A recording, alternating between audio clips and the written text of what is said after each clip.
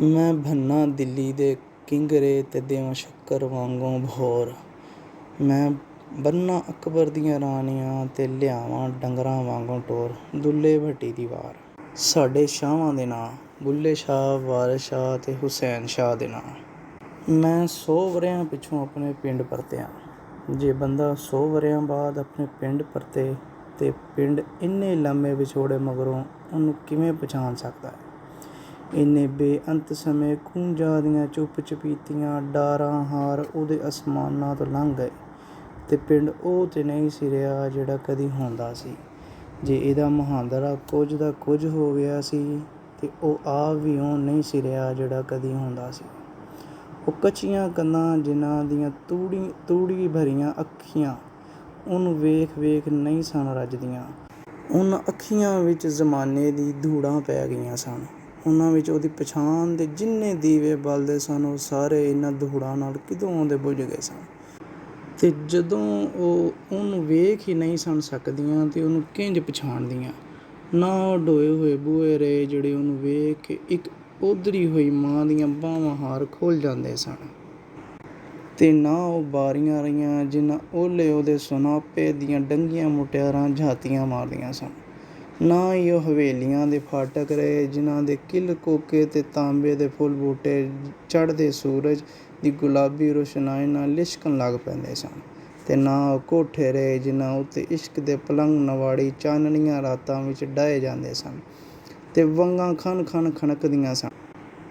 ਰਾਤ ਚਨੇ ਦੀ ਚਾਨਣੀ ਤੇ ਪੂਣੀ ਵਰਗਾ ਕਾਂ ਜੀਆਂ ਚਾਨਣੀਆਂ ਰਾਤਾਂ। ਨਾ ਸਖੀਆਂ ਰਲ ਮਿਲ ਤਰੰਜਨ ਵਿੱਚ ਬਹਿ ਕੇ ਚਰਖੇ ਡਾਹਣੇ ਤੇ ਨਾ ਇਹਨਾਂ ਚਰਖਿਆਂ ਦੀ ਕੂਕ ਸੁਣ ਕੇ ਕਿਸੇ ਜੋਗੀ ਪਹਾੜੋਂ ਉਤਰਨਾ। ਸਦਾ ਨਾ ਮਾਪੇ ਹੁਸਨ ਜਵਾਨੀ ਤੇ ਸਦਾ ਨਾ ਸੋਬਤ ਯਾਰਾਂ। ਆਸ਼ਨਾਈ ਦੇ ਉਹ ਰੰਗਲੇ ਖੇਸ ਜ਼ਮਾਨਿਆਂ ਨੇ ਕਦੋਂ ਦੇ ਲਵੇੜ ਛੱਡੇ ਤੇ ਹੇਠ ਲਾਣੀਆਂ ਮੰਜੀਆਂ ਜਿਨ੍ਹਾਂ ਤੇ ਬਹਿਣ ਵਾਲਾ ਛਿਲਤਰਾਂ ਨਾਲ ਵਿੰਨ੍ਹਿਆ ਜਾਵੇ। ਹੁਣ ਇਹ ਪਿੰਡ ਉਹਨੂੰ ਪਛਾਣੇ ਕਿੰਝ? ਉਹ ਸਭੂ ਕੁਝ ਜਿਹੜਾ ਉਹਨੂੰ ਪਛਾਣਦਾ ਸੀ ਉਹ ਵੇਲੇ ਦੀ ਧੂੜ ਨਾਲ ਕੱਝਿਆ ਗਿਆ, ਅੰਨ੍ਹਾ ਹੋ ਗਿਆ। ਚਲੋ ਬਿਨਾਂ ਸ਼ੱਕ ਮੇਰਾ ਪਿੰਡ ਮੈਨੂੰ ਨਾ ਪਛਾਣੇ, ਪਰ ਮੇਰੇ ਅੰਦਰ ਇਹ ਜਿਹੀਆਂ ਚਾਰ ਸ਼ੈਆਂ ਮੁੱਢ ਕਦੀਮ ਤੋਂ ਸਾਂਭੀਆਂ ਹੋਈਆਂ ਨੇ ਜਿਨ੍ਹਾਂ ਮੈਨੂੰ ਆਪੋ ਆਪ ਸੱਦੇ ਘੱਲਣੇ ਨੇ, ਸੁੱਖ ਸੁਨੇੜੇ ਘੱਲਣੇ ਨੇ ਤੇ ਮੈਂ ਪਿੰਡ ਨੂੰ ਪਛਾਣ ਲੈਣਾ ਹੈ। ਇੱਕ ਚਰਖਾ, ਇੱਕ ਰਾਂਗਲੀ ਮਧਾਣੀ ਤੇ ਇੱਕ ਹੱਥ ਦੀ ਚੱਕੀ ਤੇ ਇੱਕ ਬੇਰੀ, ਚਾਰ ਸਾਂਭੀਆਂ ਹੋਈਆਂ ਸ਼ੈਆਂ। ਉਹ ਚਰਖਾ ਮੇਰੇ ਵਜੂਦ ਅੰਦਰ ਡਿੱਠਾ ਹੋਇਆ ਹੈ।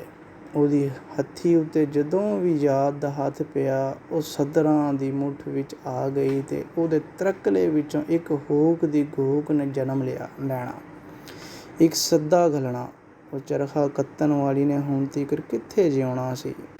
ਉਹਦਾ ਪੁੱਤਰ ਭਗਤ ਸਿੰਘ ਨਾ ਜਿਉਇਆ ਤੇ ਉਹ ਕਿੰਝ ਜਿਉਂਦੀ ਰਹਿ ਜਾਂਦੀ? ਮੈਨੂੰ ਦੇਖ ਕੇ ਰੱਜ ਜਾਣ ਵਾਲੀ ਤੇ ਮੇਰੇ ਨਾਲ ਹੀ ਮਰ ਗਈ ਸੀ, ਪਰ ਉਹਦੇ ਚਰਖੇ ਦੀ ਘੂਕ ਸਾਹ ਲੈਂਦੀ ਰਹੀ। ਉਹਨੂੰ ਇਸ ਪਿੰਡ ਦੀਆਂ ਗਲੀਆਂ ਵਿੱਚ 100 ਵਰ੍ਹਿਆਂ ਤੋਂ ਸ਼ੂਕਦੀਆਂ ਹਵਾਵਾਂ ਨੇ ਆਪਣੇ ਸ਼ਰਲਾਟਿਆਂ ਵਿੱਚ ਸਾਂਭੀ ਰੱਖਿਆ। ਮੈਨੂੰ ਉਸ ਚਰਖੇ ਦੀ ਘੂਕ ਦੀ ਉਡੀਕ ਏ। ਤੇ ਉਹ ਇੱਕ ਰਾਂਗਲੀ ਮਧਾਣੀ, ਉਹ ਵੀ ਮੇਰੇ ਜੁੱਸੇ ਦੇ ਪਸਾਰ ਅੰਦਰ ਲੱਕੜੀ ਦੀ ਚੌਕੀ ਉੱਤੇ ਨਿੱਠ ਕੇ ਬੈਠੀ ਉਂਝ ਦੀ ਉਂਝ ਜਿਵੇਂ 100 ਵਰ੍ਹੇ ਪਹਿਲਾਂ ਸੀ। ਉਹਦੀਆਂ ਵੰਨ ਸਵੰਨੇ ਰੰਗਾਂ ਵਾਲੀਆਂ ਮੁੱਠਾਂ ਵਿੱਚ ਹਾਲੀ ਵੀ ਉਹਨੂੰ ਰਿੜਕਣ ਵਾਲੇ ਹੱਥਾਂ ਦੀ ਨਿੰਮੀ ਨਿੰਮੀ ਗਰਮੈਸ਼ ਮੌਜੂਦ ਹੈ। ਮੇਰੇ ਕੰਨ ਤਰਸ ਗਏ ਉਸ ਮਧਾਣੀ ਦੀ ਸ਼ੂਕਰ ਸੁਣਨ ਲਈ। ਪਹਿਲਾਂ ਉਸ ਸ਼ੂਕਰ ਦੀ ਛਾਂ ਛਾਂ ਹਨੇਰੀ ਵਾਂਗ ਝੁਲਦੀ ਸੀ, ਫਿਰ ਜਿਵੇਂ ਜਿਵੇਂ ਰਿੜਕਣ ਨਾਲ ਦੁੱਧ ਸੰਘਣਾ ਹੋਣਾ, ਮੱਖਣ ਦੀਆਂ ਫੁੱਟੀਆਂ ਚਿੱਟੇ ਦੁੱਧ ਵਿੱਚ ਚਿੱਟੇ ਫੁੱਲਾਂ ਹਾਰ ਖਿੜਨ ਲੱਗ ਪੈਂਦੀਆਂ ਤੇ ਮਧਾਣੀ ਦੀ ਸ਼ੂਕਰ ਦੀ ਛਾਂ ਛਾਂ ਗਾਹਾਂ ਗਾਹਾਂ ਕਰਨ ਲੱਗ ਪੈਂਦੀ ਜਿਵੇਂ ਉਹਦਾ ਸੰਗ ਬਹਿ ਗਿਆ ਹੋਵੇ। ਸ਼ੂਕਰ ਵਾਲੀ ਹੁੰਦੀ ਜਾਂਦੀ ਤੇ ਜਿਹੜੀ ਉਹਨੂੰ ਦੇਖ ਕੇ ਰੱਜ ਜਾਂਦੀ ਸੀ ਉਹਨੇ ਚਾਟੀ ਵਿੱਚੋਂ ਇਹ ਅੱਧ ਰਿੜਕਿਆ ਕੱਢ ਕੇ ਛੰਨੇ ਨੂੰ ਨੱਕੋ ਨੱਕ ਭਰ ਕੇ ਉਹਨੂੰ ਦੇਣਾ ਤੇ ਕਹਿਣਾ, ਇੱਕੋ ਸਾਹ ਵਿੱਚ ਪੀ ਜਾ, ਤੇਰੇ ਅੰਦਰ ਇੰਨਾ ਜ਼ੋਰ ਛੱਲਾਂ ਮਾਰੇਗਾ ਬਈ ਤੂੰ ਨਲਵੇ ਹਾਰ ਬਾਗ ਨੂੰ ਜੱਫਾ ਮਾਰ ਕੇ ਥਾਂ ਮਾਰ ਛੜੇਗਾ। ਉਹਨੇ ਸਰਕਾਰ ਦੇ ਬਾਗ ਨੂੰ ਜਦ ਜੱਫਾ ਮਾਰ ਕੇ ਅੱਧ-ਮੋਇਆ ਕੀਤਾ ਤੇ ਜ਼ੋਰ ਉਸ ਅੱਧ ਰਿੜਕੇ ਦਾ ਸੀ।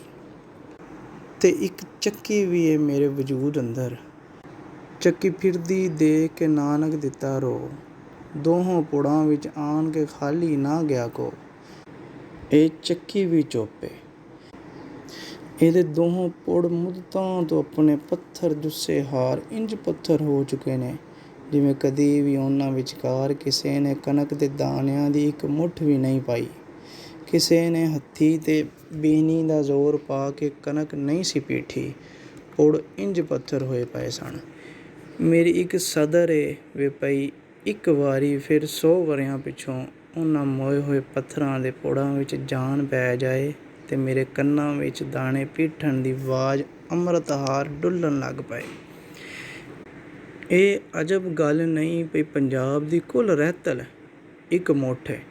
ਚਰਖੇ ਦੀ ਹੱਥੀ ਉੱਤੇ ਇੱਕ ਮੁੱਠ, ਮਧਾਣੀ ਦੀਆਂ ਮੁੱਠਾਂ, ਚੱਕੀ ਦੀ ਮੁੱਠ ਤੇ ਹਲ ਦੀ ਹੱਥੀ ਦੀ ਮੁੱਠ। ਮੈਨੂੰ ਉਡੀਕ ਇਹ ਚੱਕੀ ਦੀ ਚੁੱਪ ਟੁੱਟਣ ਦੀ।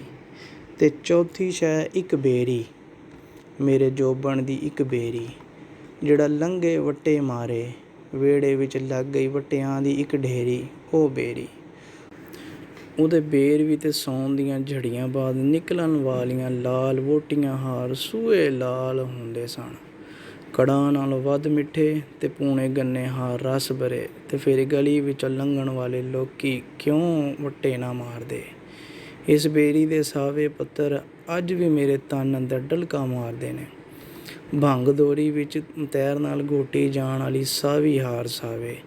ਜਦ ਜੀਵਨ ਦੇ ਸਭੂ ਰੁੱਖਾਂ ਦੇ ਪੱਤਰ ਰੁੱਤਾਂ ਦੇ ਅਜ਼ਾਬਾਂ ਨਾਲ ਝੜ ਮੋਏ ਹੋਏ, ਤਦ ਵੀ ਇਹ ਬੇਰੀ ਮੇਰੇ ਅੰਦਰ ਹਰੀ ਭਰੀ ਰਹੀ। ਇਹਦੇ ਬੇਰ ਹਾਲੀ ਕੱਚੇ ਸਨ। ਜਦੋਂ ਇਹਨਾਂ ਤੀਕਰ ਮੇਰੇ ਮਰਨ ਦੀ ਖ਼ਬਰ ਪੜੀ ਤੇ ਇਹ ਬੁੱਕ ਬੁੱਕ ਰੋਏ। ਇਹਨਾਂ ਦੀਆਂ ਕੱਚੀਆਂ ਤੇ ਸਾਵੀਆਂ ਅੱਖਾਂ ਵਿੱਚੋਂ ਹੰਝੂ ਡੁੱਲ ਡੁੱਲ ਪਏ। ਡੁੱਲੇ ਬੇਰਾਂ ਦਾ ਤੇ ਕੁਝ ਨਹੀਂ ਜਾਂਦਾ, ਪਰ ਡੁੱਲੇ ਹੰਝੂਆਂ ਦਾ ਕੋਈ ਹਿਸਾਬ ਨਹੀਂ ਰਹਿੰਦਾ। ਉਹ ਇੱਕ ਵਾਰੀ ਡੁੱਲੇ ਤੇ ਡੁੱਲ ਗਏ। ਮੈਨੂੰ ਉਡੀਕ ਏ ਉਸ ਬੇਰੀ ਦੇ ਸਾਵੇ ਪੱਤਰਾਂ ਤੇ ਬੇਰਾਂ ਦੇ ਸਵਾਦ ਦੀ, ਉਹਨਾਂ ਦੀ ਕੱਚੀ ਖੁਸ਼ਬੂ ਦੀ। ਪਰ ਹਾਲੀ ਹਰ ਪਾਸੇ ਚੁੱਪ ਚਾਂ ਏ। ਨਾ ਚਰਖੇ ਦੀ ਘੂਕ, ਨਾ ਮਧਾਣੀ ਦੀ ਸ਼ੂਕ, ਨਾ ਚੱਕੀ ਦੀ ਗੂੰਜ, ਨਾ ਬੇਰੀ ਦੀ ਮਹਕਾਰ।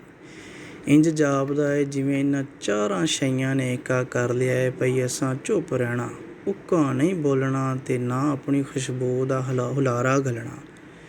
ਇਹ ਇੰਨੀਆਂ ਮੁੱਦਤਾਂ ਕਿੱਥੇ ਰਿਹਾ ਏ। 100 ਵਰ੍ਹਿਆਂ ਪਿੱਛੋਂ ਪਰਤਿਆ ਏ ਤੇ ਇਹਨੂੰ ਕਿਉਂ ਅੱਜ ਤੀਕਰ ਸਾਡੀ ਯਾਦ ਨਾ ਆਈ। ਇਹਨੇ ਕਦੀ ਸਾਡੀ ਖੈਰ ਨਾ ਲਈ, ਸਾਨੂੰ ਭੁੱਲਿਆ ਰਿਹਾ। ਇਹਦੀ ਸਜ਼ਾ ਇਹੋ ਹੀ ਏ ਪਈ ਅਸੀਂ ਚੁੱਪ ਰਹੀਏ, ਕੁਝ ਨਾ ਕਹੀਏ। ਵੇਖਦੇ ਹਾਂ ਇਹ ਅੱਜ ਆਪਣੇ ਪਿੰਡ ਨੂੰ ਕਿਵੇਂ ਪਛਾਣਦਾ ਏ। ਪਰ ਭਗਤ ਸਿੰਘ ਨੂੰ ਪੱਕਾ ਪੀੜਾ ਯਕੀਨ ਸੀ ਪਈ ਚੁੱਪ ਦੇ ਇਸ ਸ਼ੀਸ਼ੇ ਵਿੱਚ ਦੜਾੜ ਕਦੀ ਨਾ ਕਦੀ ਪੈਣੀ। ਇਹਨਾਂ ਮੈਨੂੰ ਸੱਦਾ ਘੱਲਣਾ, ਬੁਲਾਵੇ ਸਹਿਣੇ ਤੇ ਸੰਦੇਸੇ ਟੋਰਨੇ, ਤਦ ਮੈਂ ਆਪਣੇ ਪਿੰਡ ਨੂੰ ਪਛਾਣਨਾ। ਮੈਂ 100 ਵਰ੍ਹਿਆਂ ਪਿੱਛੋਂ ਆਪਣੇ ਪਿੰਡ ਨੂੰ ਪਰਤਿਆ।